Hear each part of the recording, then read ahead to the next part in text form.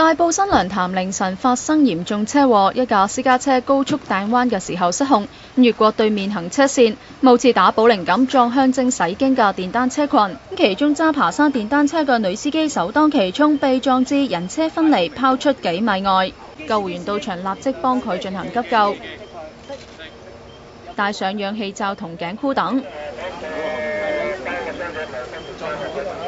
再慢慢將佢抬上擔架床，送往威爾斯親王醫院搶救。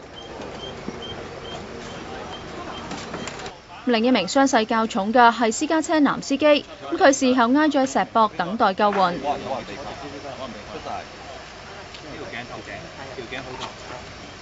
另一個揸綿羊電單車嘅男司機亦都手腳擦傷，接受救護員包紮。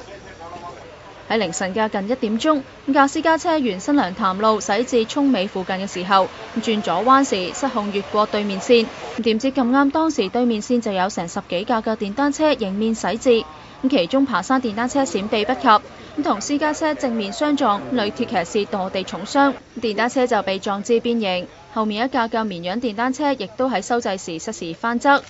，3名傷者一並送院救治，警方正調查意外原因。ONTV 東方電視記者郭鳳儀報道。